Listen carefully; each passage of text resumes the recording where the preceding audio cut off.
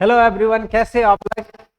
Actually आज मैं physics के एक बहुत ही इंपॉर्टेंट एंड बहुत ही बढ़िया टॉपिक लेके आया हूँ। That is binomial theorem. And guys, इसका फिजिक्स में बहुत ही ज़्यादा एप्लीकेशन होता है और ये वो टॉपिक है जो आपके फिजिक्स की न्यूमेरिकल को बहुत ही इजी और सिंपल बना देगा। ठीक है गाइस, सो आई थिंक कि बिना बात किए इस टॉपिक को स्टार्ट करते हैं। ठीक है, तो इस टॉपिक की शुरुआत होनी है कहां से? तो फैक्टोरियल से। ठीक है, सबसे पहले हम लोग क्या सीखेंगे? Factorial. And factorial is a very easy and important term guys. जैसा कि मैं अभी बताने वाला हूँ कुछ कुछ टर्म, वो बहुत ज्यादा फिजिक्स में या नहीं ही यूज होता है। ठीक है, बट इसको मैं सिर्फ इसलिए बता रहा हूं कि वो टॉपिक, वो टर्म जो हम लोग पढ़ने वाले हैं जिसका फिजिक्स में बहुत ज्यादा यूज होता है, ठीक है, उसका उसमें इसका थोड़ा बहुत यूज होता है। ठीक है, ताकि आपको फीलिंग आए कि कैसे, क्यों, कहां से आया और आपको पढ़ने में मजा आए, हर एक चीज का इंपॉर्टेंस समझ के और कॉन्सेप्ट क्लियर करके। ठीक है, तो आपको बहुत ही मजा आएगा। इस वजह से हम लोगों को चाहिए कि वो सारे टर्म को पढ़े जिसकी वजह से आपको टॉपिक बिल्कुल क्लियरली समझ में आ जाए। ठीक है गाइस, सो मैं आपको सबसे पहले बता दूं फैक्टोरियल ये होता क्या है। तो फैक्टोरियल गाइस, सबसे पहले ये जानो कि एक नंबर का होता है। क्या होता है? एक नंबर का होता है। ठीक है, तो फैक्टोरियल क्या होता है? एक नंबर का होता है। जस्ट इमेजिन करो कि इसमें जो लिखा हुआ है, मान लो कि n एक नंबर है। n क्या है? एक नंबर है। ठीक है, और अगर इस नंबर का हमें क्या करना है? फैक्टोरियल फाइंड करना है। एक तो एक सिंबल होता है फैक्टोरियल का, एक और सिंबल होता है गाइस, इस तरह से भी आप कहीं कहीं लिखे हुए देखे होंगे। ठीक है, तो फैक्टोरियल को एक तो ऐसे आप डिनोट कर सकते हो, दूसरा ऐसे डिनोट कर सकते हो। ठीक है, और ये फैक्टोरियल होता क्या है? फैक्टोरियल होता क्या है? तो सबसे पहले मैंने बताया फैक्टोरियल एक नंबर का होता है। और फैक्टोरियल, मान लो कि n is a number, then a factorial of a number n is denoted by like this और दिस। हम लोग किसी भी नंबर n का फैक्टोरियल को ऐसे डिनोट करेंगे, फिर ऐसे डिनोट करेंगे। अब सवाल है कि सर ये होता क्या है? ठीक है, तो अगर आपको फैक्टोरियल n चाहिए गाइस, क्या चाहिए? फैक्टोरियल n चाहिए। तो फैक्टोरियल n कैसे फाइंड करोगे? सबसे पहले n तो लेना ही है, मतलब ये जो नंबर n है ये तो चाहिए ही चाहिए। इसको मल्टीप्लाई करना है इस n से छोटे नंबर। ठीक है, और मैं आपको बता दूं ये सारे के सारे कैसे नंबर होना चाहिए? नेचुरल नंबर होने चाहिए। ठीक है, मतलब ये उससे छोटा, जैसे अगर मैं 5 लू तो 5 से छोटा क्या हो सकता? जस्ट इमेजिन करो 4.9, 4.8। तो ये सारे जो नंबर देख रहे हो आप, ये सारे के सारे पॉइंट में नहीं होनी चाहिए, सारे नेचुरल नंबर होने चाहिए। ठीक है, तो n से छोटे नेचुरल नंबर क्या होगा? इसमें जस्ट एक माइनस करोगे तो इससे छोटा नेचुरल नंबर आएगा, दैट इज n-1। ठीक है, फिर इससे छोटा करो, कितना आएगा? n-2। और इसी तरह से नंबर होते चले जाएंगे। ठीक है, और जो सबसे लास्ट में, इसी तरह से जो लास्ट में जो नंबर आने वाले है गाइस, वो 2 आएगा, इंटू 1 आएगा, और 1 पे जाकर के क्या हो जाएगा? लास्ट हो जाएगा। तो किसी भी किसी भी नंबर n का फैक्टोरियल अगर चाहिए तो उस नंबर से स्टार्ट करो और उसके जितने भी उससे सारे छोटे नेचुरल नंबर है सबको मल्टीप्लाई करके लिख दो, और वो जो प्रोडक्ट होगा उसी को हम लोग कहते हैं factorial of the given number n। ठीक है, और यही बात आपको यहाँ लिखा हुआ, कभी अगर आप भूल जाओ तो ये नोट्स है, आप पढ़ करके इसे समझ सकते हो कि for any positive integer n the factorial denoted by n is the product of all positive integers less than or equal to n। ठीक है, वही बातें बताई जो मैंने बोला। फॉर एग्जाम्पल अगर आपसे पूछा जाए फैक्टोरियल ऑफ 5 चाहिए, फैक्टोरियल ऑफ क्या चाहिए गाइस? 5 चाहिए। तो 5 का फैक्टोरियल चाहिए, मतलब 5 तो मुझे चाहिए ही चाहिए, और मैंने बोला इससे छोटे जितने भी नेचुरल नंबर, ठीक है, सबको क्या करना? मल्टीप्लाई करना। तो 4 से छोटा नेचुरल नंबर क्या? 5 से छोटा नेचुरल नंबर 4, 4 से छोटा कितना आएगा? 3, 3 से छोटा कितना आएगा? 2, एंड 2 से छोटा कितना आएगा? 1। इस तरह से 5 फैक्टोरियल का मतलब 5 से छोटे जितने भी नेचुरल नंबर है और 5 के इक्वल भी सबको मल्टीप्लाई कर दो। ठीक है, वही हो जाएगा 5 का फैक्टोरियल। तो इसे मल्टीप्लाई करो, 5 4 जा 20, 23 जा 60, एंड 62 जा 1, 62 जा 120, 120 इज द फैक्टोरियल ऑफ 5। ठीक है, इस चीज को ऐसे भी लिखा जा सकता है, ठीक है। अब इसी तरह से अगर आपसे पूछ दिया जाए 3 का फैक्टोरियल बताओ, तो 3 को फैक्टोरियल कितना हो जाएगा इस 3 इंटू 2 इंटू 1, ठीक है, that means 3 into 2 that is 6। तो 6 हो गया किसका 3 का फैक्टोरियल। तो आई थिंक फैक्टोरियल का मतलब समझ में आ गया होगा सबको, ठीक है। फैक्टोरियल बहुत अच्छे से, फैक्टोरियल को ऐसे भी नोट कर सकते हैं और ऐसे भी नोट कर सकते हैं। एक चीज और मैं आपको दिखाना चाहूंगा, ठीक है, एक चीज और दिखाना चाहूंगा, पर इसको यहाँ देखने के वजह आप नेक्स्ट पेज में देखो ज्यादा समझ में आएगा, ठीक है। कह रहा है इंपॉर्टेंट प्रॉपर्टीज ऑफ फैक्टोरियल, जो फर्स्ट आप देख रहे हो ये फर्स्ट प्रॉपर्टीज है, और ये क्या है n factorial equal to n into n minus one भी लिख सकते हैं, ठीक है। कैसे, आइए इसको समझ। तो सबसे जैसे पहले मैंने बोला था कि क्या करो आप 5 का फैक्टोरियल फाइंड करना है, ठीक है। तो 5 का फैक्टोरियल फाइंड करोगे तो कैसे करना है 5 इंटू 4 इंटू 3 इंटू 2 इंटू 1, ठीक है, और इसे मल्टीप्लाई करके लिखना है। इसे जब मल्टीप्लाई करोगे 5 4 जा 20, 23 जा 60 एंड 62 जा 120, तो 120 इसका क्या हो जाएगा फैक्टोरियल हो जाएगा। बट गाइस जरा सोच के देखो, जरा सोच के देखो, क्या मैं इस 5 के फैक्टोरियल को 5 इंटू और यहां से यहां तक के अगर नंबर को आप गौर से देखो तो क्या ये 4 फैक्टोरियल है क्या गाइस, ठीक है। देखो 5 का फैक्टोरियल को क्या लिख सकते हो 5 इंटू 4 का फैक्टोरियल। सिमिलरली अब 4 का फैक्टोरियल लिखोगे तो क्या लिखोगे 4 इंटू 3 इंटू 2 इंटू 1, मतलब इस चीज को ऐसे लिख सकते हो, हाँ या ना। तो किसी भी, अब देखो इस 5 की अगर मैंने बात करा तो 5 फैक्टोरियल को कैसे लिखा 5 इंटू 4 फैक्टोरियल, और 4 क्या है जस्ट इससे छोटा नंबर है, जस्ट इससे छोटा वाला प्रीसीडिंग नेचुरल नंबर, ठीक है।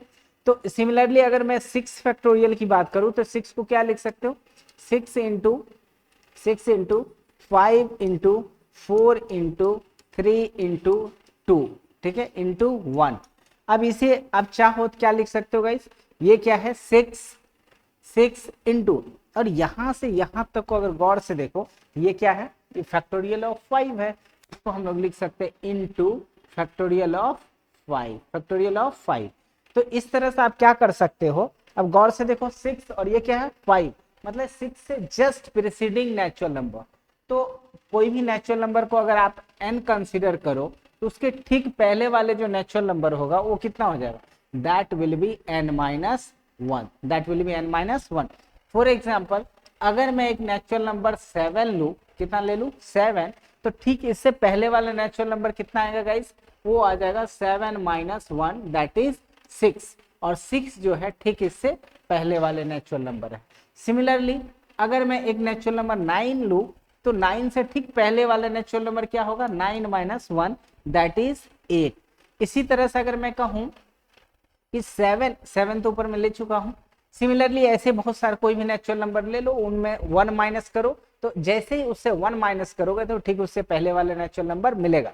इसके अलावा मैं आपको बता दूं, अब अगर यहाँ पे आ जाओ जैसे 7 9 इस तरह से बहुत सारे नंबर होंगे, तो अगर मैं एक नंबर n ले लूं और इससे पहले वाले नेचुरल नंबर चाहिए तो वो कितना हो जाएगा वो हो जाएगा n माइनस 1, ठीक है। तो अब जरा सोचो ये एक नंबर है और उसका ठीक पहले वाला नंबर कितना होता है n माइनस 1।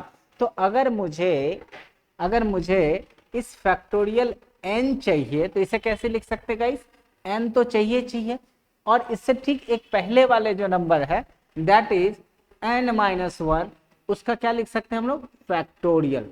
तो इस तरह से आप क्या कर सकते हो लिख सकते हो n फैक्टोरियल को n into n minus 1 factorial, and this is our first properties, ठीक है। सेकेंड प्रॉपर्टीज क्या है, सेकेंड प्रॉपर्टीज की बात करें, ये सेकेंड प्रॉपर्टीज क्या है गाइस, तो आपको पता होना चाहिए अगर मान लो कि इसमें से n चाहिए, इसमें से क्या चाहिए n चाहिए, तो क्या करोगे ये जो n माइनस 1 फैक्टोरियल है इसको LHS में ट्रांसपोज कर दो। कहने का मतलब है कि आपके पास इसको अगर देखना है तो इसे कैसे करोगे एक्सप्लेन कैसे करोगे, तो आपको पता है अभी आपने तुरंत देखा कि n into n minus 1 factorial n minus 1 factorial n minus just a minute guys n minus 1 factorial equal to क्या आया था n फैक्टोरियल, ये था। अब अगर आपको n चाहिए, क्या चीज चाहिए, ये n चाहिए, अगर ये नंबर चाहिए तो आप क्या करोगे, इस टर्म को उससे ट्रांसपोज करो, ये मल्टीप्लाई में उससे जाके क्या हो जाएगा, डिवाइड में, that is n factorial divided by n minus 1 factorial, n minus 1 factorial.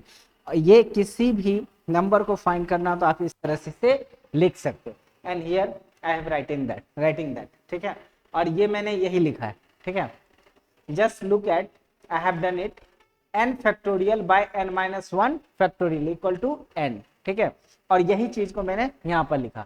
इसे प्रॉपर्टी आप सेकेंड समझ सकते हो, एक्चुअली कोई सेकेंड प्रॉपर्टीज नहीं है, इसी से इसको निकाल के मैंने यहाँ पर लिखा है, ठीक है। तो इतनी बातें आज में आ गई है फैक्टोरियल गाइस, ठीक है। अगर फैक्टोरियल आप अच्छे से समझ चुके हो तो इस हम लोगों को सीखना है कि जो 1 है और 0 है इसका फैक्टोरियल क्या होगा, 0 और 1 का फैक्टोरियल क्या होगा। तो सबसे पहले 1 के बारे में सीखते हैं, फैक्टोरियल ऑफ 1। तो 1 का अगर फैक्टोरियल चाहिए, 1 का फैक्टोरियल गाइस कितना हो जाएगा, तो मैंने बोला था कि जिस भी नंबर का फैक्टोरियल चाहिए सबसे पहले वो नंबर लेना है और उससे छोटा नंबर, तो उससे छोटा कोई नंबर ही नहीं है, मैंने बोला था नेचुरल नंबर लेना था, नेचुरल नंबर 1 तक ही आता है, 0 नहीं ले सकते क्योंकि 0 से मल्टीप्लाई करोगे तो पूरे होल नंबर को 0 कर देगा, ठीक है। तो इससे 1 से छोटा नेचुरल नंबर नहीं होता, मतलब 1 का फैक्टोरियल कितना हो जाएगा, 1 का फैक्टोरियल 1 ही हो जाएगा। बट 0 का अगर फैक्टोरियल करे तो 0 का फैक्टोरियल कितना होगा। आप सोच रहे हो कि सर 0 से छोटा नेचुरल नंबर तो कोई होता ही नहीं है, तो फिर 0 का फैक्टोरियल क्या होगा, कुछ नहीं होगा, ठीक है। बट ऐसा नहीं है, ठीक है। अगर आपने 0 का फैक्टोरियल कुछ नहीं लिखा, 0 का फैक्टोरियल क्या लिखा, कुछ नहीं लिखा, तो ये गलत हो जाएगा, ठीक है। 0 का फैक्टोरियल कितना होता है, तो 0 का फैक्टोरियल होता है 1। आप इसे ऐसे भी लिख सकते हो, फैक्टोरियल ऑफ 0 इक्वल टू 1। आइए देखते हैं कैसे। 0 का फैक्टोरियल कितना होता है गाइस, 1। 0 का फैक्टोरियल कितना होता है, 1, ठीक है। कैसे, तो इसे हम लोग समझते हैं, ठीक है। तो इसके लिए क्या करते हैं, अभी मैंने एक प्रॉपर्टीज पढ़ा था, ठीक है।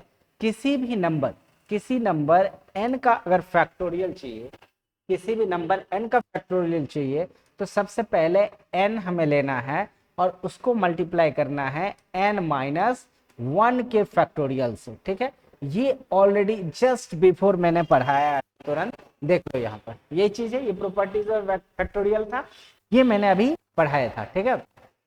ये हमें पता है, ये हमें क्या है गाइस, पता है। क्या मैं पलट के लिख दूं, कहने 5 इक्वल है किसके, 5 माइनस 1 के, सॉरी 6 माइनस 1 के, 6 माइनस 1 के, ठीक है।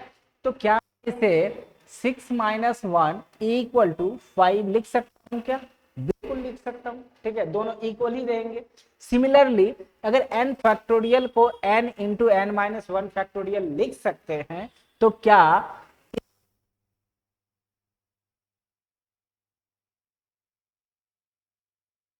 n minus 1 factorial n factorial लिख सकता हूं क्या, आप लोग बिल्कुल लिख सकते हैं सर, ठीक है, क्योंकि दोनों तो सेम ही चीज है, बस एक को मैंने LHS में लिख दिया, दूसरे को LHS में। अगर ये इसके इक्वल है तो ये भी इसके इक्वल होगा, ठीक है। इतनी बात आपको समझ में आती है। दूसरी बात गाइस, दूसरी बात अगर मैं करूं तो सोचो, अगर मुझे फैक्टोरियल किसका चाहिए, फैक्टोरियल चाहिए 1 का, किसका फैक्टोरियल चाहिए, 1 का, किसका फैक्टोरियल चाहिए, 1 का, ठीक है। तो 1 का अगर फैक्टोरियल चाहिए तो जो भी नंबर है वो नंबर 1 तो चाहिए ही चाहिए, इनटू यहाँ क्या चाहिए, उससे ठीक एक छोटा, तो उससे एक छोटा क्या होगा, 1 minus 1 into factorial, 1 minus 1 into factorial, ठीक है, मतलब कि फैक्टोरियल ऑफ 1 माइनस 1। अब अगर इसे सॉल्व करोगे ये हो जाएगा 1 इंटू 1 माइनस 1 कितना होता है गाइस, ये होता है 0 फैक्टोरियल इक्वल टू 1 का फैक्टोरियल अभी कुछ देर पहले मैंने सिखाया था कितना होता है, 1।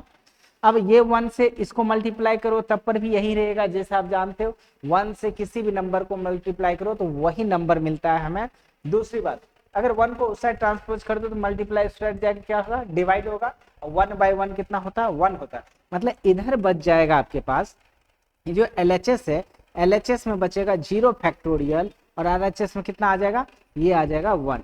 हैंस 0 फैक्टोरियल इक्वल टू कितना आएगा, 1 आएगा। और ये बातें आपको याद रखनी है, ठीक है।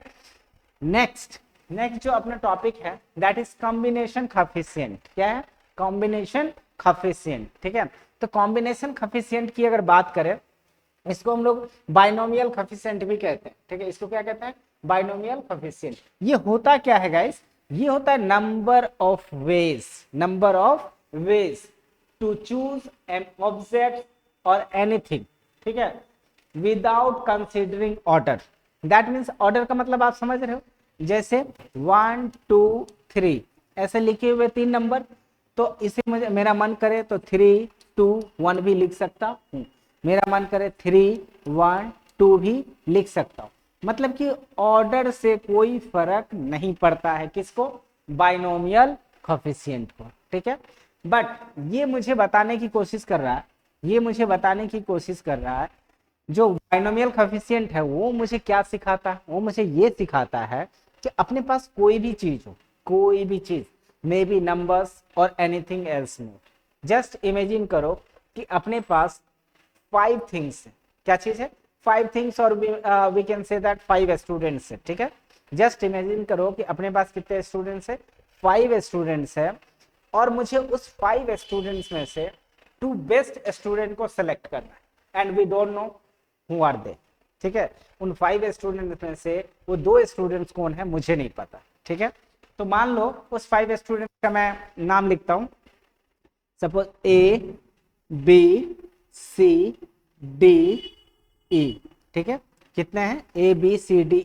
इस तरह से अपने पास ये 5 स्टूडेंट है, ठीक है। कितने स्टूडेंट्स है, 5 स्टूडेंट्स है, ठीक है। तो हमें इन 5 स्टूडेंट्स में से 2 स्टूडेंट्स को, सपोज की दैट इज वो 2 स्टूडेंट्स कोई बेस्ट स्टूडेंट्स है, उन्हें हमें सेलेक्ट करना है स्पेशल बैच के लिए, ठीक है। तो इन 2 स्टूडेंट्स कौन कौन हो सकते हैं, वो 2 स्टूडेंट्स कौन कौन हो सकते हैं, जस्ट इमेजिन करो।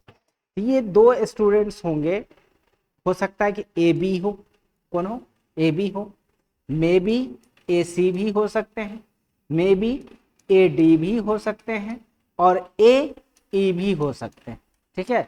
इस तरह से 2 ये हो सकते हैं, ये दोनों स्टूडेंट्स हो सकते हैं, ये दोनों हो सकते हैं, ये दोनों हो सकते हैं, वो कोई भी हो सकते हैं, मुझे पता नहीं है, ठीक है। दूसरी बात, मे बी कि बी सी भी हो सकता है, बी डी भी हो सकते हो, या फिर बी ई भी हो सकते हो, ठीक है। इसके अलावा सी डी हो सकता है, या फिर लास्ट वर्ड डी ई भी हो सकता है, ठीक है।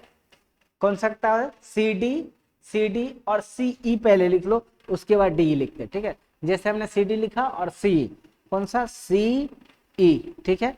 और एक और लास्ट पेयर बच गया, दैट इज डी।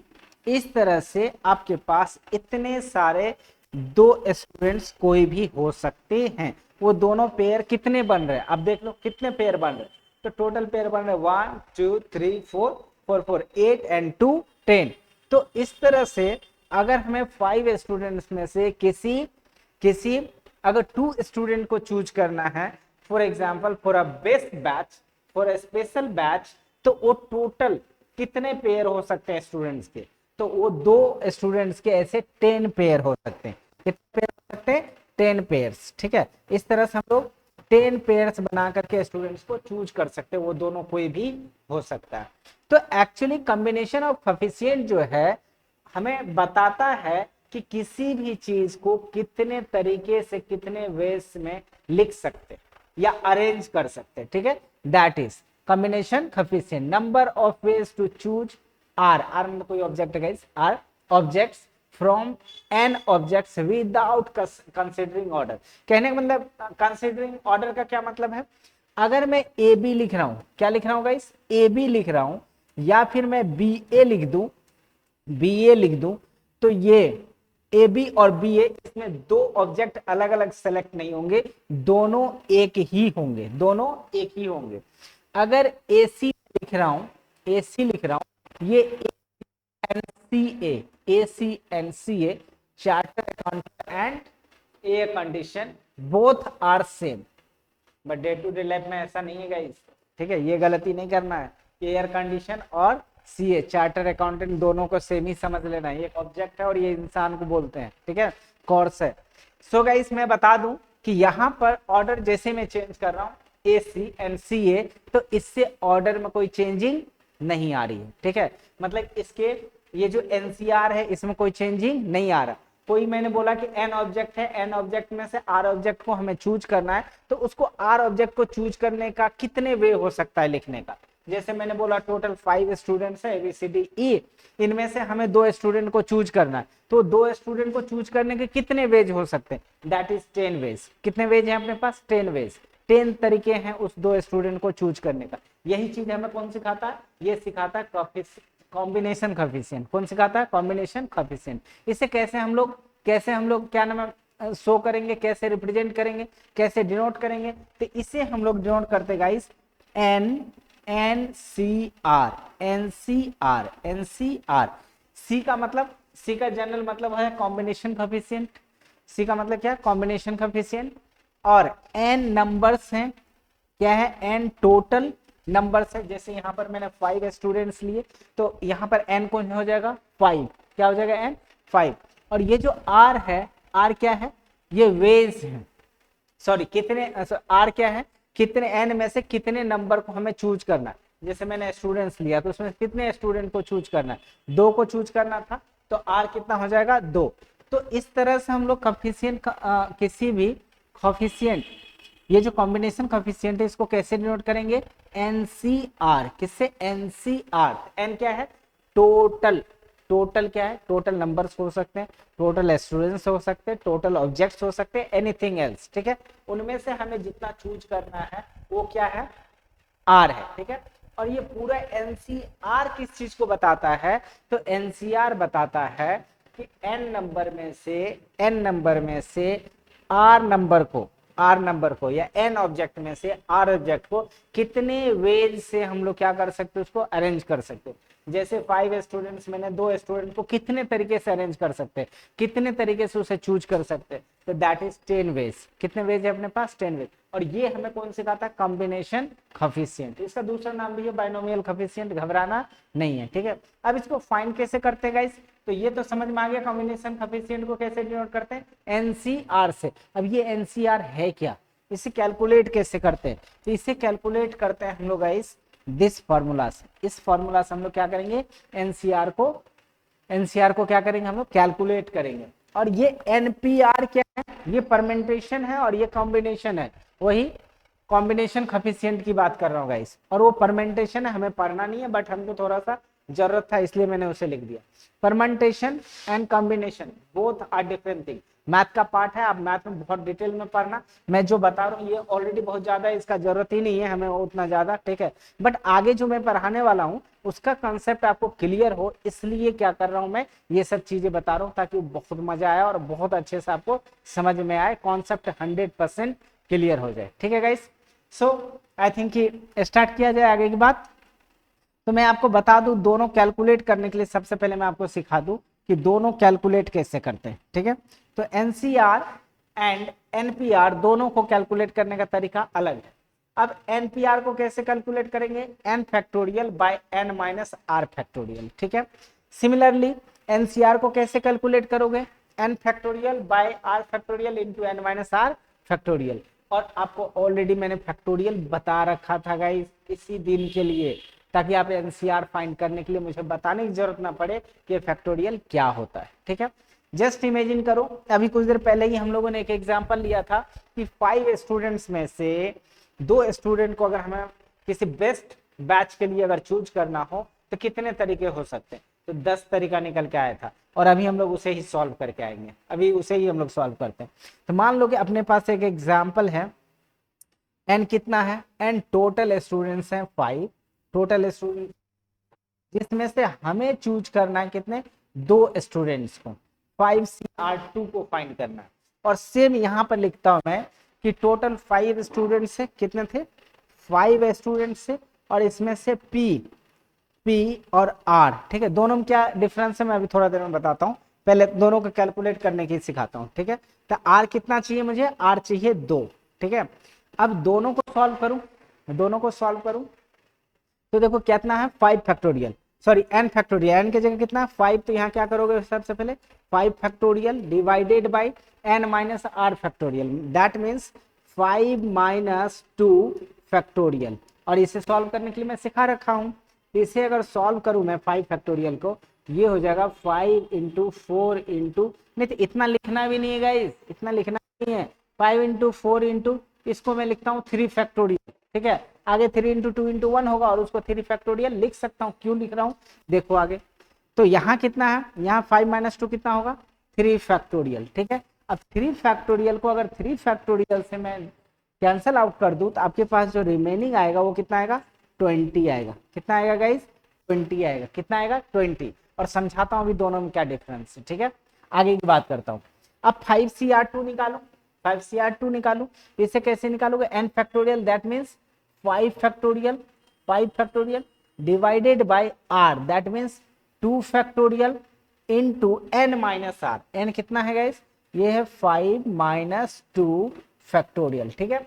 अब इसे सॉल्व कैसे करूं, 5 फैक्टोरियल को तो मैंने बताया था अभी, 5 इंटू 4 इंटू 3 इंटू 2, बट 3 यहाँ आएगा 5 माइनस 2 करके, इसको मैं लिख देता हूँ 3 फैक्टोरियल होल डिवाइडेड बाय, यहाँ हो जाएगा 2 इंटू 1 इंटू 5 माइनस 3, 5 माइनस 2 कितना आएगा 3 फैक्टोरियल। अब ये 3 फैक्टोरियल इस 3 फैक्टोरियल से कैंसल आउट हो जाएगा, बचेगा कितना 2 इंटू 1 दैट इज 2 एंड 2 2 जा 4, ये 2 से ये भी कैंसल आउट, और बचा कितना गाइस, नीचे में कुछ नहीं बच रहा है, ऊपर में 5 इंटू 2 दैट इज कितना 10। अब याद करो आंसर कितना था, 10 ही आया था कुछ देर पहले, देख लो आप इधर कितना आया था 10 ही आया था।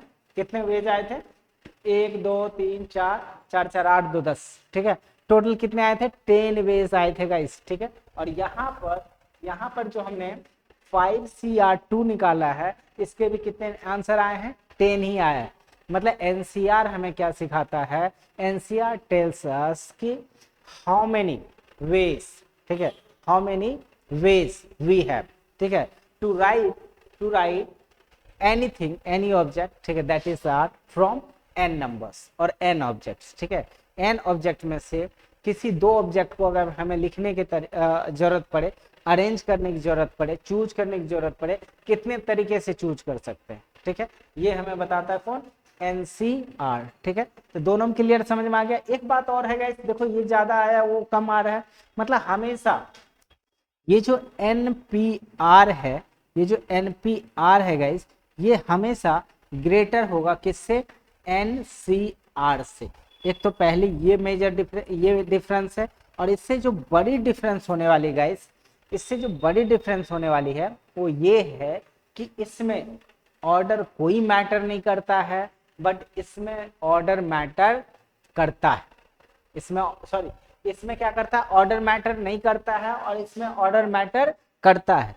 अगर मैं इसमें मान लो जैसे मैंने चूज किया था ए बी को, तो अगर मैं ए बी को चूज किया तो इसके ऑर्डर को अगर मैं लिख दूं कि मैं ए बी नहीं बी ए को चूज कर रहा हूं, तो इस बात से एनसीआर को कोई फर्क नहीं पड़ रहा है, एनसीआर को कोई फर्क नहीं पड़ रहा है, ठीक है, इससे कोई दिक्कत नहीं है एनसीआर को।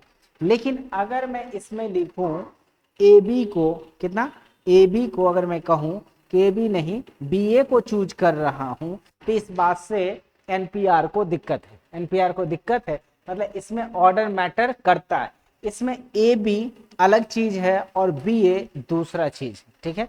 इसमें ऑर्डर मैटर करता है जबकि इसमें ऑर्डर मैटर नहीं करता। इसमें ए बी जो है बी ए बी लिखूं या बी ए लिखूं, दोनों एक ही चीज है, जबकि उसमें दोनों अलग अलग है, और इसलिए उसके आंसर कितने आए हैं 20 आएगा इस। अब यहाँ पर गौर से देखो तो 10 है टोटल, कितने ऑर्डर बने थे इसमें, A B A C A D and so on, इस तरह से टोटल 10 बने। और सबको अगर मैं पलट दूं, ए बी को अगर बी ए लिखूं फिर एक और, इसको सी ए बोलूं तो दूसरा, इसको डी ए बोलूं तो तीसरा, इस तरह से टोटल अगर बात करें तो 10, और 10 को अगर पलट देंगे तो और 10, मतलब टोटल कितने वेज बनेंगे 20 वेज बनते हैं इसको लिखने का। बात समझ रहे हैं, ऑर्डर चेंज करने के बाद डिफरेंट हो जाएगा, बट एनसीआर में ऑर्डर चेंज करने से कोई फर्क नहीं पड़ता है। इसलिए एनसीआर की आंसर कितनी आ रही है 10 और उसकी कितनी आ रही है 20। दोनों मेजर डिफरेंस समझ में आएगा इस सबको। मेजर डिफरेंस ये कि उसमें ऑर्डर मैटर करता है और इसमें ऑर्डर मैटर नहीं करता है। एनसीआर के बारे में इतना जानना अपने लिए काफी है, ठीक है। नेक्स्ट की अगर मैं बात करूं, अब आपके पास क्वेश्चन है, कहता है NP 7P2 इसको फाइंड करना है और 8C3 इसको फाइंड करना है। ये दोनों आप आसानी से देखो, जैसे मैंने अभी किया ऐसे ही आप क्या कर सकते हो, बहुत ही आसानी से फाइंड आउट कर सकते हो, ठीक है। NCR भी फाइंड कर सकते हो और NPR भी फाइंड कर सकते हो। देखो दोनों में याद रखने की अगर बात आई, याद कैसे रखोगे, तो ऊपर में देखो n फैक्टोरियल, इसमें भी क्या है n फैक्टोरियल, यहां पर देखो n minus r factorial, n minus r factorial, दोनों में बस डिफरेंस क्या है गाइस, इसमें आर फैक्टोरियल से मल्टीप्लाई किया गया है और इसमें आर फैक्टोरियल नहीं है, ठीक है। मतलब इसमें आर फैक्टोरियल से मल्टीप्लाई किया गया है, इसमें आर फैक्टोरियल नहीं है। बात हो कि n माइनस आर इसमें भी है, n माइनस आर इसमें भी है, n फैक्टोरियल उसमें भी है, n फैक्टोरियल इसमें भी है, ठीक है। ध्यान देने वाली बात बस इतना ही है, ठीक है। तो अब अगर आपको चाहिए याद रखना है तो आपको क्या करना है, सबसे पहले जैसा कि आप जानते हो P लिखो, यहाँ पर n चाहिए और यहाँ कितना चाहिए r चाहिए। अब इसका फॉर्मूला आपको क्या बताया मैंने, n factorial divided by n minus r factorial, ठीक है। ये फॉर्मूला लिखो। अब अगर आपको क्या चाहिए, इसमें चाहिए क्या चीज गाइस, इसमें चाहिए आपको 8CR, मतलब इसका पहले फॉर्मूला लिखो, C यहाँ लिखना है n, यहाँ लिखना है r, NCR चाहिए तो ऊपर में तो n फैक्टोरियल ही हो जाएगा और जैसा उसमें था n माइनस आर फैक्टोरियल ही होगा। बट मैंने क्या बोला था कि दोनों में बस कितना का डिफरेंस है, आर फैक्टोरियल का, तो यहाँ पर लगेगा आर फैक्टोरियल जबकि इसमें आर फैक्टोरियल नहीं आएगा।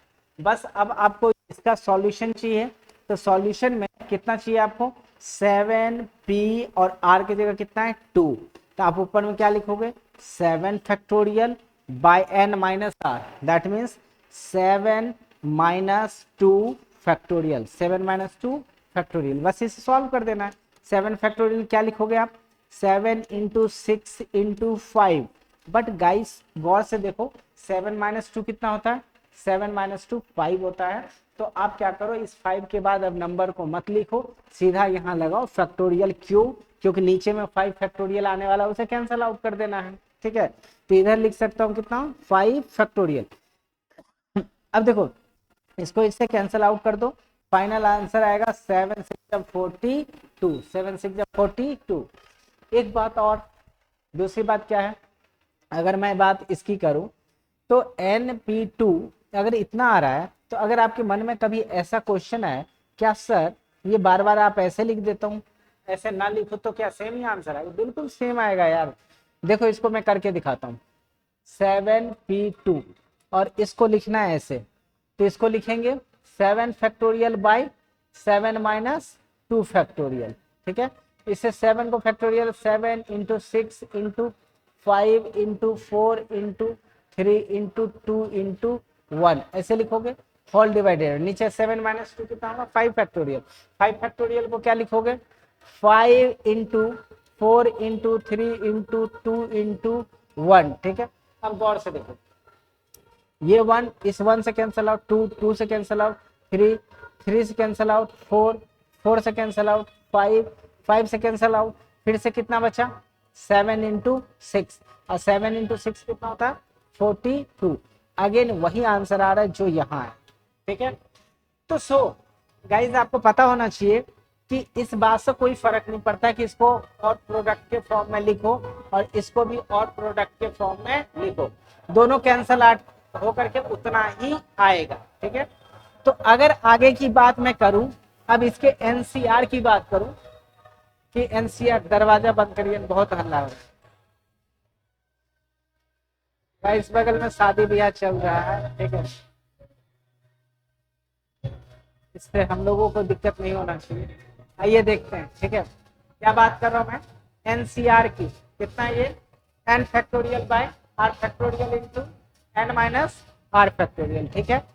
अब अगर इसे मैं सॉल्व करूं कैसे करोगे, आपके पास n की जगह कितना है 8C, r की जगह कितना है 3, इसे सॉल्व करना है कैसे करोगे, तो ये हो जाएगा 8 factorial by r factorial, r कितना है 3 factorial into r minus 3 factorial, ठीक है।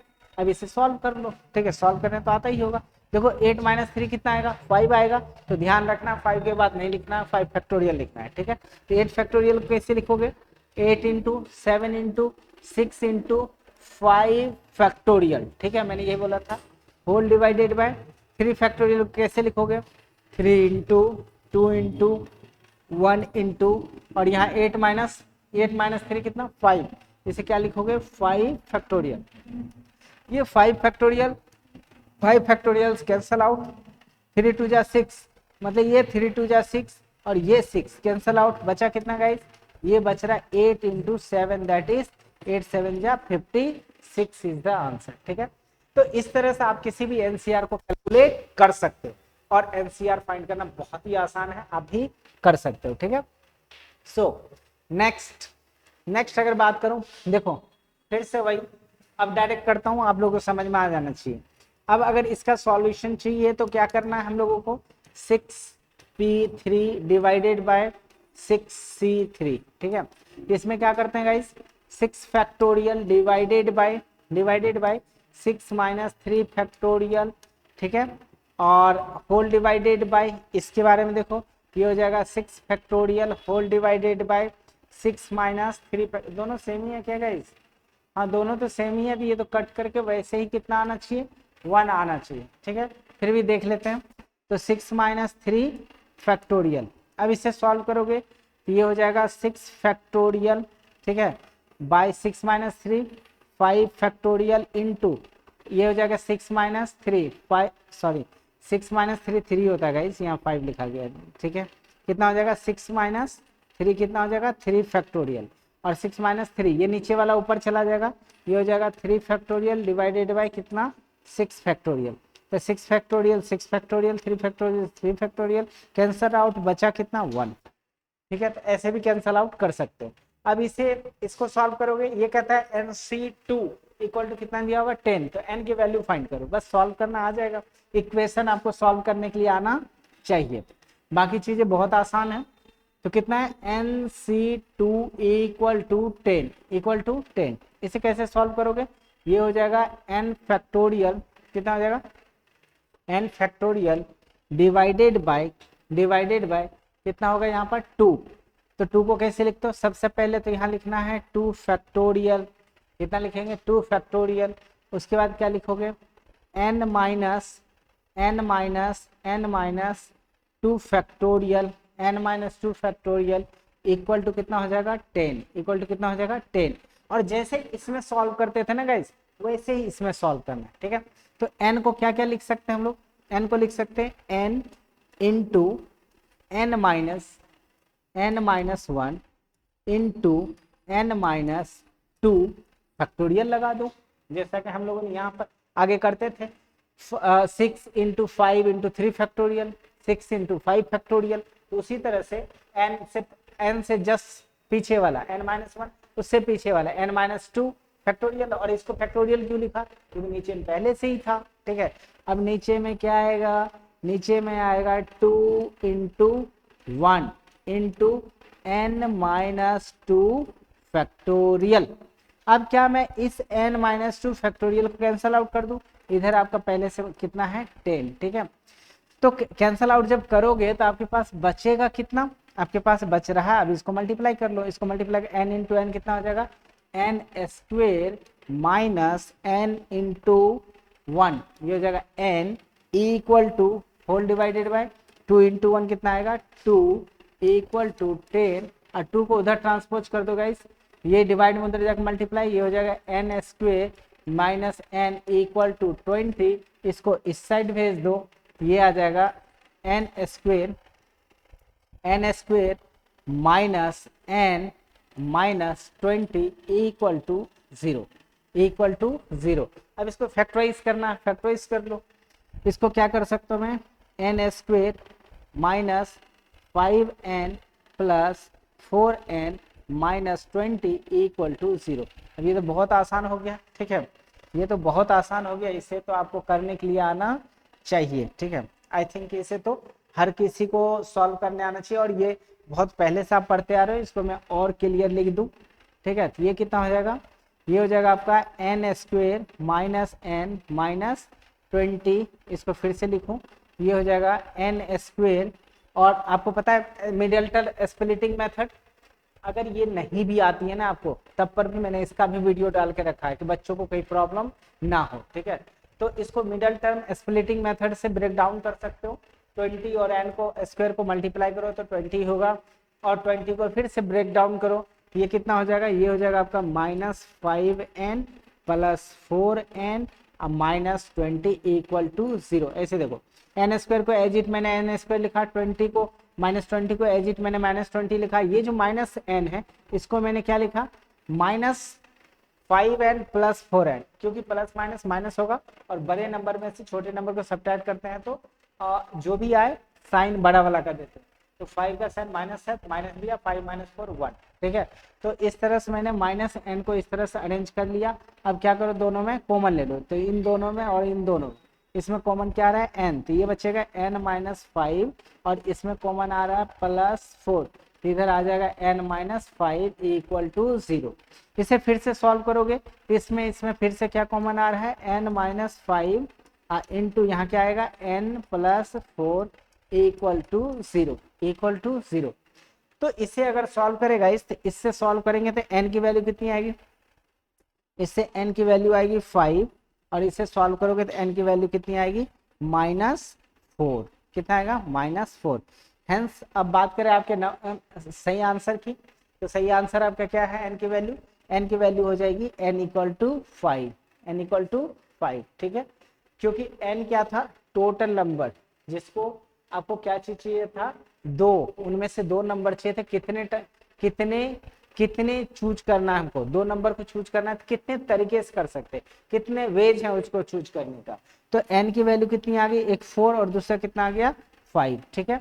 तो इस तरह से आप क्वेश्चन को सॉल्व कर सकते हो, बहुत ही आसान और छोटा सा क्वेश्चन था, ठीक है।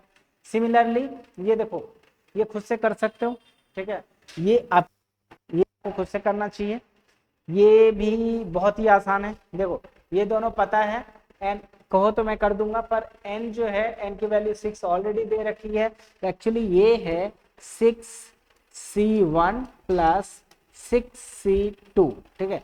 इसे फाइंड आउट करो, दोनों को ऐड कर दो, तो ये आपको बहुत आसानी से कर सकते हो, ठीक है। इसकी बात करें, इसे सॉल्व करो और फिर n को जैसे मैंने उधर सॉल्व किया था, इससे भी n की वैल्यू आ जाएगी, ठीक है। तो इस तरह से इसे कर सकते हो, उसे भी कर सकते हो, कहो तो मैं करूं, या फिर आप खुद से करोगे, आप इसे खुद से करो और कमेंट में मुझे बताओ, ठीक है। आगे देखते हैं कैसा क्वेश्चन है, ठीक है। तो आगे दूसरा ही टॉपिक आ गया, बाइनोमियल थ्योरम, ठीक है। 2 क्वेश्चन लास्ट के आपको खुद से करना है, और आंसर क्या आता है वो मुझे कमेंट में बताओ, ठीक है। अब मैं बात करूं बाइनोमियल थ्योरम का, तो binomial theorem is very important, ठीक है, आप सभी को आना चाहिए। तो सबसे पहले इसको समझाने से पहले मैं आपको छोटी छोटी चीजें ब्रेक डाउन करके समझ, तो सबसे पहले इसको समझना कैसे गाइस, इसको समझने के लिए सबसे पहले आप समझो इस सिंबल को, ये जो सिंबल है इसको पढ़ते हैं हम लोग क्या चीज, सिग्मा, क्या पढ़ते हैं गाइस, सिग्मा। तो सबसे पहले सिग्मा का मतलब समझो, जैसे अगर आपके पास ये सिंबल कभी दिख जाए, ठीक है, तो इस सिंबल के पैटर्न को समझते हैं। अगर मैं यहाँ पर लिखता हूँ, जस्ट इमेजिन करो n, क्या लिखता हूँ मैं n, ठीक है, और यहाँ बोलता हूँ n की वैल्यू है 1, और ये ये जाता है कहाँ तक, n तक, कहाँ तक जाता है, n तक, मतलब n की वैल्यू स्टार्ट हुई 1 से, और यहाँ n की जगह, ठीक है, इमेजिन करो, ठीक है, n की जगह क्या करता हूँ, कैपिटल N यूज करता हूँ, और मैं बोल रहा हूँ n कहाँ से स्टार्ट होती है, 1 से, और कहाँ तक जाता है, n तक। तो मैं आपको समझा दूं, ये जो सिंबल है, ये सिंबल कहता है कि इसी पैटर्न में ये सिर्फ ऐड करेगा, ये सिंबल क्या चीज को सिखाता है, सिर्फ ऐड करेगा, और ऐड करने के लिए n की पहली वैल्यू कितनी है 1, n की पहली वैल्यू कितनी है 1, और कहाँ तक जाएगा, n तक, मतलब n की दूसरी वैल्यू 1.1 नहीं हो सकता, 1.2 नहीं हो सकता, बात समझ रहे हैं। मतलब जितने भी ये नंबर ऐड होंगे, बढ़ेंगे, वो सारे के सारे नंबर नेचुरल नंबर होंगे, 1 के बाद 2 ही होगा, 2 के बाद 3 ही होगा, 3 के बाद 4 ही होगा, ठीक है। अब पैटर्न सिर्फ n है, तो n की पहली वैल्यू कितनी है 1 है, और ये जो सिंबल है, ये सिंबल कहता है ऐड होते चलेगा, मतलब प्लस, फिर कितनी है अगला मैंने क्या बोला था 2 और फिर कहता है ये प्लस, फिर 3 प्लस और सॉन, जाते जाते लास्ट में कहाँ तक जाएगा n तक, कहाँ तक जाएगा n तक, ठीक है। सिमिलरली अगर आपसे ये पूछा जाए कि सिग्मा, अब यहाँ पर n नहीं हो गए, जस्ट इमेजिन करो कि n स्क्वायर है, कितना गाइस n स्क्वायर, और ये जो n है, अच्छा यहाँ स्मॉल ही n रखो क्योंकि यहाँ पर मैंने स्मॉल रखा, ठीक है। अब देखो ये n है तो यहाँ ये कहता है n की वैल्यू कहाँ से स्टार्ट होती है 1 से, और कहाँ तक जाएगा n तक जाएगा, कहाँ तक जाएगा n तक जाएगा। अब इस बार क्या कह रहा है स्क्वायर होके ऐड होगा, उस समय सिंपल n था तो सब जगह जो नंबर था सबको ऐड कर रहे थे, इस बार कह रहे स्क्वायर करके ऐड करना है, मतलब पहला 1 का स्क्वायर, ये सिंपल का था, फिर इसके बाद मैंने बोला था पॉइंट वाला नहीं, सिर्फ 1 के बाद 2 ही होगा, 2 के बाद 3 ही होगा, मतलब नेचुरल नंबर होगा। अगला 2 का स्क्वायर, फिर प्लस, फिर इसके बाद क्या आएगा 3, 3 का स्क्वायर प्लस, इसी डैश डैश डैश, लास्ट में कौन सा नंबर है n, n का स्क्वायर, ठीक है। मतलब इस तरह से ये पैटर्न को दिखाता है, किस चीज को दिखाता है, पैटर्न को। तो कहने का मतलब इस सिंबल, इस ये जो सिंबल है सिग्मा, इसका मतलब समझ रहे गाइस, इसका मतलब यही होता है। और भी नंबर आपको लेके दिखा सकता हूं मैं, ठीक है, और भी नंबर अगर आपको देखना हो, जैसे मान लो जो क्यूब हो जाए, ठीक है, जैसे मान लो कि ये सिग्मा है, ये क्या है सिग्मा, और यहाँ मैं लिखता हूँ एन क्यूब, कितना लिखता हूँ एन क्यूब, और एन की पहली वैल्यू होती है कितना, इमेजिन करो, इस बार 1 से नहीं मैं कह रहा हूँ 5 से स्टार्ट होता है, कितना होता है 5 से स्टार्ट, और कहाँ तक जाएगा n तक, तो इसका स्टार्ट पहला 5 है, ये 5 का क्यूब प्लस अगला 6 का क्यूब प्लस 7 का cube plus dash dash so on, कहाँ तक जाएगा n तक, ये हो जाएगा n का क्यूब, ठीक है। तो फर्स्ट नंबर जो रहेगा उसको यहाँ पर पुट करेंगे और सॉन, ठीक है। इसी तरह से आप क्लास 10th में पढ़ के आए, इस तरह से पढ़े होंगे। मान लो यहाँ है एफ आई और डी आई, कुछ भी ऐसा है एफ आई डी आई, और कह रहा है आई स्टार्ट होता है 1 से और जाता 9 तक, कहाँ तक जाता है 99 तक। इसका मतलब है कि यहाँ पर एफ कितना एफ और आई कितना है 1, तो 1 हो जाएगा। यहाँ डी आई, तो डी ही रहेगा, आई की जगह कितना है 1, तो 1 हो जाएगा, और प्लस फिर एफ, अब 1 के जगह बढ़ते चला जाएगा 1 2 3 4, तो ये हो जाएगा 2 F2 D2 plus F3 D3 plus dash dash dash so on, कहाँ तक 99, मतलब कि F99 D99। आई थिंक कि इतना समझाने के बाद आपको समझ में आ गया होगा कि ये सिग्मा क्या करता है, ठीक है। सिमिलरली अगर यहाँ पर मैंने सिग्मा लिखा है गाइस, अगर मैंने यहाँ पर सिग्मा लिखा है, ये सिग्मा क्या बता रहा होगा, देखिए पहला क्या है। अब अगर मैं इसके एक्सप्लेनेशन की बात करूं, इसको एक्सप्लेनेशन कैसे किया जाए, ठीक है, ये मैं आपको दिखाता हूं। ये कितना है a प्लस, क्या ये a plus B whole to the power कितना है n इक्वल टू क्या होगा गाइस, ये है सिग्मा, क्या है सिग्मा, और यहाँ देखो यहाँ कितना है NCR, और इससे तो आप वाकिफ हो, इससे तो आप ऑलरेडी मैं सिखा रखा हूँ NCR। उसके बाद कितना है a की पावर n माइनस r, और दूसरा है b की power r, where NCR equal to, ये ऑलरेडी मैंने आपको सिखा रखा है। और ये कह रहा है r कहाँ से स्टार्ट होता है 0 से, और कहाँ तक जाएगा ये n तक जाएगा, ठीक है।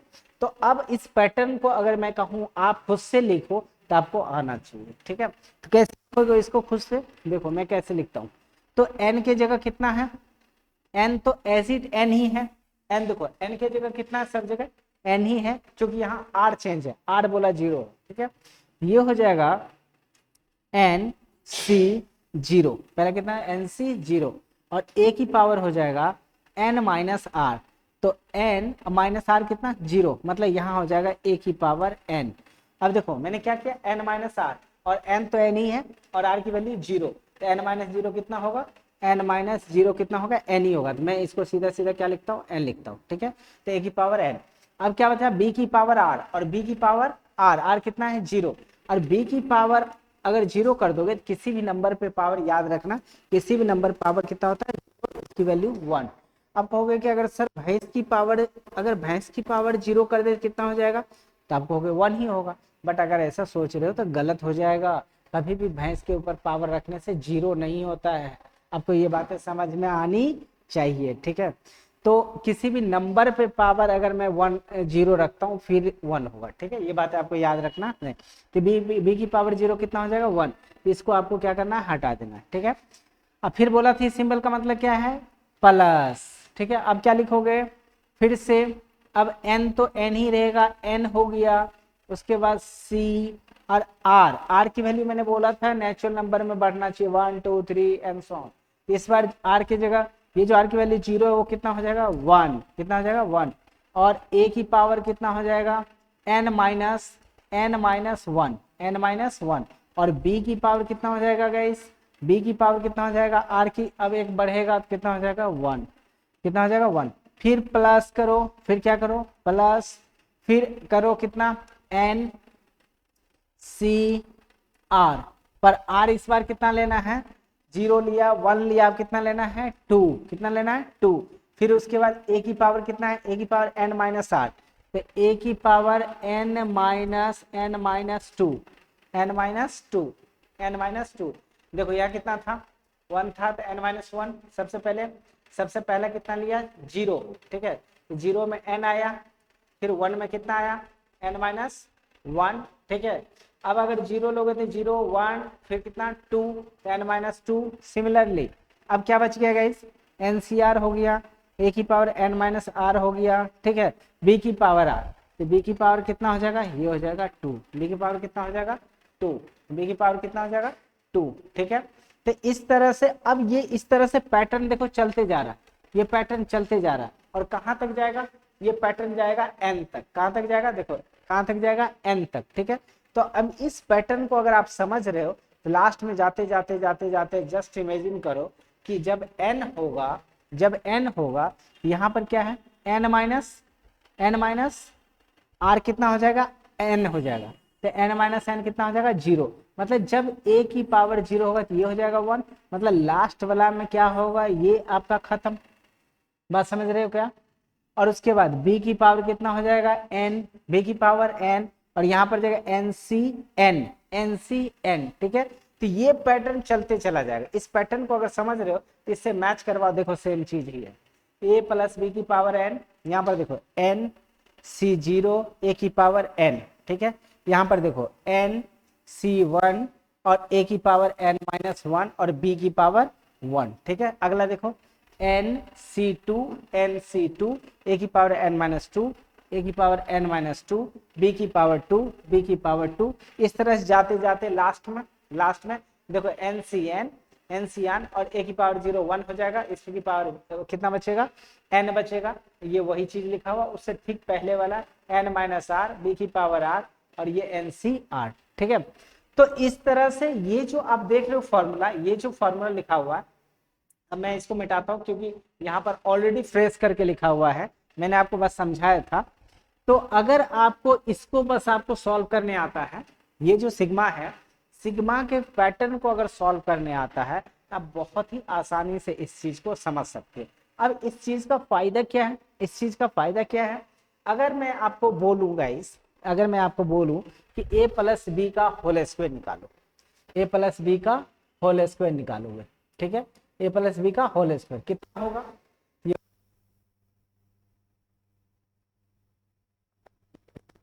मैं कहूंगा a प्लस बी का होल क्यूब निकालो, तो a प्लस बी का होल क्यूब निकालो, तो ये कितना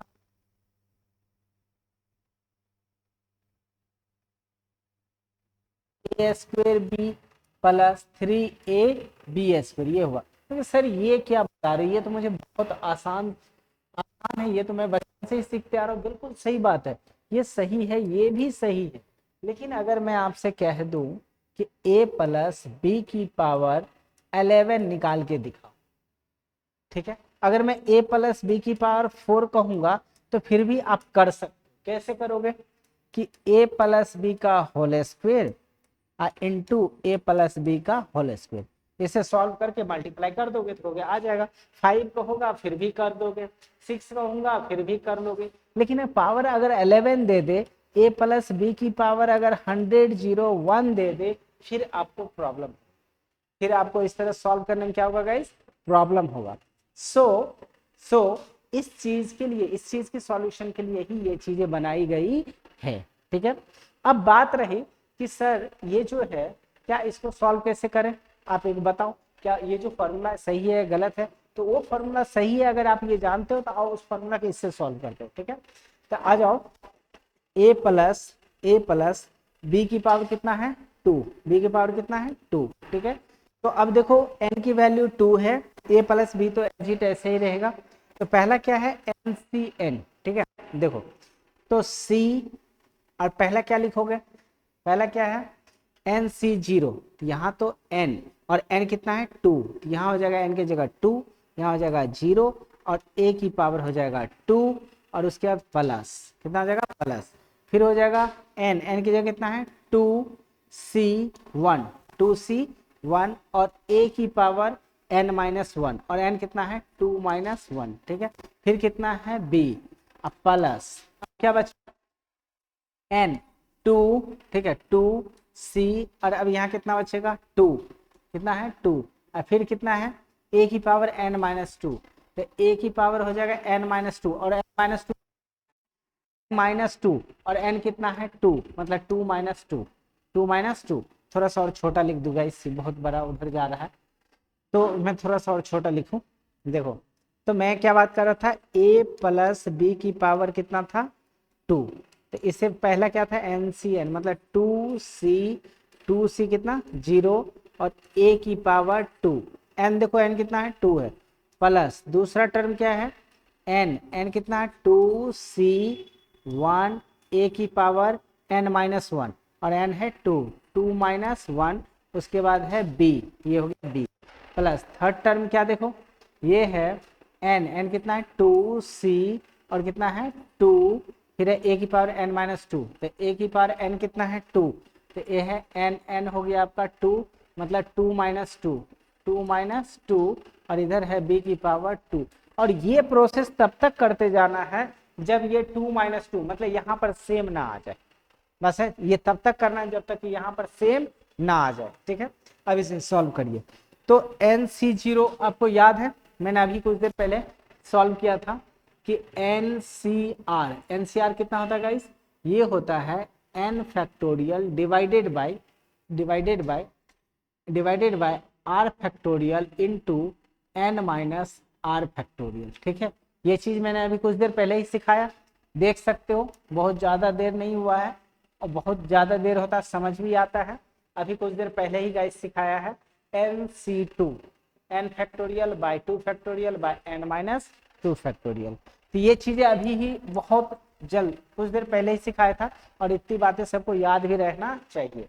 इसको सॉल्व करना है 2C0 को, वहां से कैसे सॉल्व करोगे 2C0 को, पहला n फैक्टोरियल मतलब कितना का फैक्टोरियल 2 का factorial divided bye r factorial, r कितना था 0 का फैक्टोरियल, थोड़ा अच्छे से लिख लेता हूँ, ये हो जाएगा कितना 0 का फैक्टोरियल, उसके बाद n-r का फैक्टोरियल, n कितना है तो 2 है 2-0 का फैक्टोरियल, ठीक है। और इधर हो गया इंटू a स्क्वेयर प्लस, अब अगर 2C1 को सॉल्व करोगे तो ये हो जाएगा 2 factorial by 1 factorial into 2-1 factorial into कितना है गाइस 2-1 a 2-1 1 होगा और एक बार 1 ही रहेगा b प्लस इसको सॉल्व करो 2 फैक्टोरियल, तो 2 फैक्टोरियल बाय कितना हो जाएगा 2 फैक्टोरियल इंटू 2 माइनस कितना हो जाएगा 2-2 फैक्टोरियल 2 फैक्टोरियल और इधर 2-2 0 होता है, ये तो खत्म हो जाएगा, बचेगा कितना b का स्क्वायर, ठीक है। अब इसे फाइनली सॉल्व करोगे तो 2 का फैक्टोरियल कितना होता है 2 इंटू 1 बाय इधर कितना हो जाएगा 0 का फैक्टोरियल 1 इंटू 2-0 2, ठीक है, और 2 का फैक्टोरियल तो 2 इंटू 1 इतना ही रहेगा और इधर कितना है a स्क्वायर प्लस, अब इसे सॉल्व करोगे 2 का फैक्टोरियल कितना 2 इंटू 1 होल डिवाइड 1 का फैक्टोरियल 1 पहले सिखा चुका हूँ इंटू 2-1 1 का फैक्टोरियल 1, ठीक है, इधर कितना ab कितना हो जाएगा गाइस ab, ठीक है। उसके बाद प्लस कितना प्लस इधर कितना हो जाएगा 2 का फैक्टोरियल 2 इंटू 1 बाय 2 का फैक्टोरियल 2 इंटू 1 और 2-2 0 और 0 का फैक्टोरियल कितना होता है 1, ठीक है, इधर हो जाएगा b स्क्वायर। अब अगर सॉल्व करो 2 से 2 कट गया 1 से 1, फाइनल आंसर बचेगा यहाँ ए स्क्वेयर प्लस यहाँ हो जाएगा 2 × 1/1 दैट इज 2, और ये हो गया ए बी, अब प्लस ये कितना हो जाएगा 2 × 1 2, और 2/2 ये भी कैंसिल आउट, बचेगा फाइनली बी स्क्वेयर, और यही आपका वो फॉर्मूला था। ठीक है, तो इस तरह से आप क्या कर सकते हो, किसी भी पावर के फॉर्मूला को आप डिराइव कर सकते हो बाइनोमियल का। ठीक है, अब a प्लस बी की पावर 11 रहे या a प्लस बी की पावर 101 रहे, 2000 रहे, कितना भी रहे, आप इस फॉर्मूला से क्या कर सकते हो, आप किसी भी बाइनोमियल की पावर को सॉल्व कर सकते हो। ठीक है, तो इस बाइनोमियल का हमें यही यूज था। ठीक है, इसके बाद की अगर बात करें तो कुछ छोटा छोटा क्वेश्चन है, जैसे कि कह रहा है एक्सपैंड इतना बाय यूजिंग बाइनोमियल, ये तो मैंने अभी कुछ देर पहले ही बताया। अब देखो, बताने के लिए मैं इसे भी बता सकता हूँ, बट गाइज इसे आपको खुद से करना चाहिए, इसे आपको खुद से करना चाहिए। फिर अगर आपसे नहीं बनता है तो आप कमेंट कर सकते हो, बता सकते हो। बट सबसे इंपॉर्टेंट बात कि बच्चे क्या करते हैं, मोस्टली बच्चों को यही लगता है, स्पेशली 9th 10th, और जब वो 11th 12th में जाते हैं तो 11 9 10 तक जो बच्चे बातें सीखते हैं वही बातें आगे भी उसके दिमाग में फिट हो जाता है, क्योंकि बचपन की सीखी हुई बातें जल्दी बच्चे भूलते नहीं है।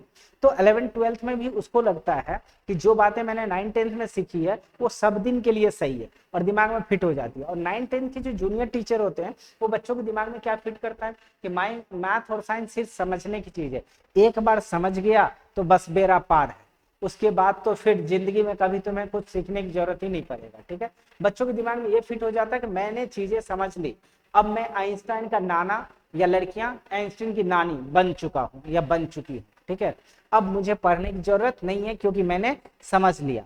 बट चीजों को समझने के बावजूद भी याद रखते हैं, क्या करते हैं, याद रखते हैं। याद रखिएगा, जो टीचर आपसे कहते हैं सिर्फ समझने की चीजें हैं, उसे कहिए कि वो 6 साल पढ़ाई छोड़ दे, पढ़ाना छोड़ दे, और फिर से आगे पढ़ाए तो पता चलेगा कि उसके दिमाग में आधी से ज्यादा चीजें भूल चुकी है। ठीक है, एक्चुअली टीचर को ठीक है वो नहीं रटते हैं, क्यों नहीं रटते, एक्चुअली स्टेटमेंट ही गलत है। टीचर रटते गाइस, सुबह से शाम तक इस बैच को पढ़ा रहे, उस बैच को पढ़ा रहे, वो इतना बार एक ही चीज को पढ़ाते हैं कि वो रट ही तो रहे हैं। एक तरह से देखा जाए तो वे क्या है, वो रटने ही का तरीका तो है, बार बार चीजों को लिख रहे हैं, वो रट ही तो रहे हैं। तो वो एक्चुअली इतने बार पढ़ाते हैं वो चीजों को नहीं भूलते। बट आप भी अगर चाहते हो कि चीजों को ना भूले तो आप भी टीचर के तरह या तो 1000 बार लिखो, वो जितने बैच को पढ़ाते उतने बार आप खुद से भी जाकर के पढ़ाओ या पढ़ो। ठीक है, आप भी नहीं भूलोगे। बट आप ऐसा नहीं कर सकते क्योंकि आपके पास बहुत सारे सिलेबस हो रहती है, आपको उसे याद करना है, पढ़ना है। तो जब चीजें आप समझते हो तो उसको बहुत अच्छे से शॉर्ट नोट बनाओ, जितने शॉर्ट कर सकते हो जैसे आपको समझ में आती है। ठीक है, टीचर कैसे लिख के गए, कैसे लिखे हुए, कैसे इतना बड़ा बड़ा लाइन लिख दिए, वो कोई मतलब नहीं, वो सिर्फ बच्चों को समझने के लिए लिखा जाता है। बच्चे अच्छे से समझे, अगर भूल जाए तो उसे पढ़ के भी समझ ले, इस तरीके, इसलिए नोट्स लिखा जाता है। बट आप उस नोट्स को इस तरीके से लिखो कि आप पढ़ो तो आपके दिमाग में तुरंत फिट हो जाए, अच्छा ये तो यही चीज है, ऐसे ही हुआ था, ऐसे ही मैंने किया था। ठीक है, और जितनी भी चीजें मैं पढ़ा रहा हूँ उसे नोट्स में लिखो, शॉर्ट्स नोट्स में, ताकि आप जब भी देखो तो आपको मिल जाए वो चीजें। अब ये नहीं कि नोट्स में था तब खोजना पड़े वीडियो की, वीडियो कहाँ है, वहां से उस नोट्स को लिखे, या फिर क्या कहते हैं बुक ढूंढना पड़े, बुक में कहाँ लिखा हुआ है। तो जो भी चीजें पढ़ा रहा हूँ उसे आप शॉर्ट नोट में लिखते चले जाओ। ठीक है, और सारी चीजों को स्टोर करके रखो ताकि रिवीजन में, और जो भी चीजें मैं बता रहा हूँ बहुत इंपॉर्टेंट है और आपको बहुत अच्छे से समझ में भी आएगा। ठीक है, क्योंकि स्टेप बाय स्टेप एक एक चीज मैं बता रहा हूँ, कुछ भी नहीं छोड़ा, और जो भी चीज मैंने बताया है उसमें से बहुत सारी चीजें यूज का भी नहीं है, बट मैं सिर्फ इसलिए बताया कि आपकी कॉन्सेप्ट क्लियर हो जाए। बट कॉन्सेप्ट क्लियर होने से काम नहीं चलेगा, वो चीजें दिमाग में रहना चाहिए। अब उसको दिमाग में 2 साल रखना है, 3 साल रखना है, 4 साल रखना है, कैसे रखना है, it's totally depends upon you. आप इसे डायरेक्टली समझने के बाद रट जाओ, उसे 100 बार लिखो, आप इसे प्रैक्टिस करो, वट एवर। ठीक है, जैसे आपको रखना है दिमाग में रखना है। तो ये चीजें मैंने बताई अभी को, a प्लस बी का होल स्क्वायर कैसे एक्सपेंड करता है बाइनोमियल से, ये मैंने निकाल के दिखाया। ये आप खुद से ट्राई करो, a प्लस बी का होल क्यूब। ठीक है, and I think you can find out. ठीक है, बहुत इजीली आप कर सकते हो। नेक्स्ट, आप इसे भी सॉल्व करो, अगर आप समझ चुके हो तो आप इसे भी सॉल्व कर सकते हो, इसे करो। ठीक है, ये आप खुद से कर सकते हो। नेक्स्ट जो अपने पास चीजें हैं, ठीक है, binomial expansion for a fraction negative numbers. ठीक है, और पावर्स, ये यहां से बहुत ही इंपॉर्टेंट गाइस, ये बहुत ही इंपॉर्टेंट है। ठीक है, यहाँ जो चीज़ें बहुत इंपॉर्टेंट है और वीडियोस बहुत ही लंबा होते जा रहा है, तो इसलिए इसका हम लोग नेक्स्ट क्लास में करेंगे, इसका नेक्स्ट क्लास में करेंगे। और अभी तक जो चीज़ें मैंने बताई हैं उसको एक शॉर्ट नोट्स में लिखो, ठीक है, उसकी रिवीजन करो, जितने भी मैंने पीछे पढ़ा है उसको समझाने के लिए कहीं कहीं छोटा छोटा जरूरत पड़ेगा और बहुत ज़्यादा यूज नहीं है, पर इसके बाद का जो लेक्चर है बहुत ही इम्पोर्टेंट है और फिजिक्स में डायरेक्टली यूज होता है, फिजिक्स में डायरेक्टली यूज होता है। ठीक है गाइज, सो आज के लिए इतना ही, हम लोग बाकी नेक्स्ट क्लास में मिलते हैं, ठीक है। एंड जैसा कि मैं तो ऐसे नहीं बोलता हूँ, अगर आपको चीज़ें समझ आती है, आपको मज़ा आता है, तो आप चीज़ों को पढ़ सकते हो अच्छे से, आप इसका फीडबैक दे सकते हो, ठीक है। बाद में कि अगर आपको ऑनलाइन अगर डायरेक्टली मुझसे लाइव क्लास ज्वाइन होना चाहते हो तो इसके लिए आप मुझे व्हाट्सअप कर सकते हो वगैरह वगैरह, वो सारा चीज़ आपको मिल जाएगा लिंक में, ठीक है। तो आज के लिए इतना ही, बाय, मिलते हैं नेक्स्ट क्लास में।